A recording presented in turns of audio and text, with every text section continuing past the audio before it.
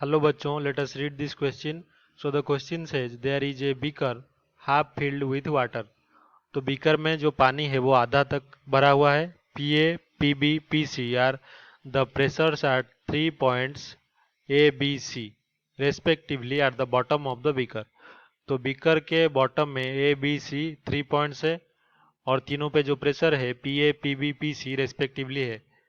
Based on this select the correct option from the following. तो यहाँ पे जो फिगर है उसको और ये जो कंडीशन है इसको देखते हुए हमें जो सही ऑप्शन है वो चूज करना है out of this following 5 options. तो सबसे पहले हमारा जो की कॉन्सेप्ट है वो जान लेते हैं क्या है. तो की कॉन्सेप्ट हमारा ये है कि जो प्रेशर होता है इज इक्वल्स टू फोर्स पर एरिया होता है. तो यहाँ पे जो बीकर हम देख रहे हैं तो उस बीकर में हमारे जो ए और बी पॉइंट्स है दोनों क्या है सेम लेवल पे हैं और जो सी पॉइंट है ये थोड़ा ऊपर है. तो यहाँ पे सी है. अभी वाटर क्या है आधे हिस्से तक यहाँ तक भरा है. तो जितना जितना वाटर में नीचे जाएंगे वाटर का जो मास है उस हाइट तक क्या होगा उस डेप्थ तक वो इंक्रीज करता जाएगा. तो हम लिख सकते हैं if we go towards bottom of the beaker.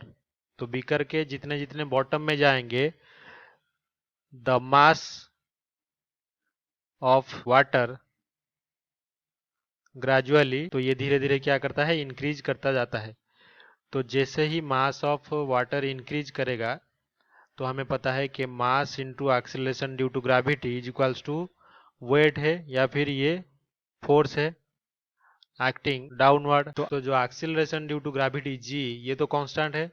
तो मास क्या हो रहा है इंक्रीज कर रहा है डाउनवर्ड डायरेक्शन में. तो m इंक्रीजेस जितना जितना नीचे जाएंगे m इंक्रीज करेगा. तो इसका मतलब क्या है जो फोर्स F है ऑल्सो इंक्रीज क्योंकि फोर्स हमने देखा कि एक्टिंग डाउनवर्ड क्या है मास इंटू एक्सीलरेशन जी. तो अभी सबसे नीचे जो 2 पॉइंट्स है वो हमारा B है और उससे ऊपर C है. तो हम लिख सकते हैं A and B are at same level so force is same at these points. तो इन दो पॉइंट पर जो फोर्स एक्ट कर रहा है वो सेम है. Hence pressure is also same.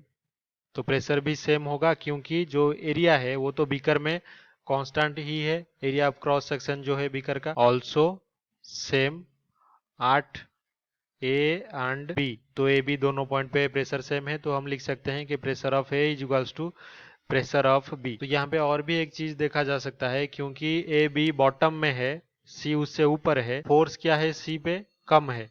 तो हम लिख सकते हैं कि force due to weight of water above point C is less than that at point A and B. तो ए बी पॉइंट पे जितना भी फोर्स एक्ट कर रहा है वाटर के वेट की वजह से वो क्या है ज्यादा है जितना कि एक्ट कर रहा है हमारा पॉइंट सी पे. तो हम लिख सकते हैं कि जो प्रेशर एट पॉइंट सी ये क्या हो जाएगा ये लेस हो जाएगा किससे प्रेशर एट पॉइंट बी से.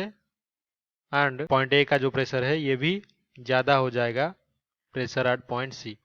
तो हम ये लिख सकते हैं कि P A is equals to P B is greater than P C.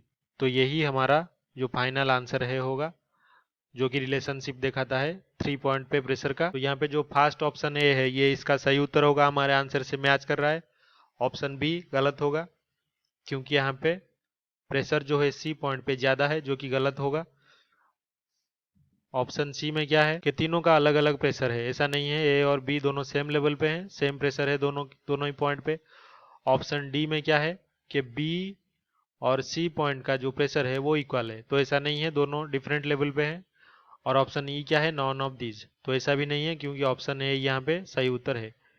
तो final answer is option A. I hope you have understood this well. Best of luck.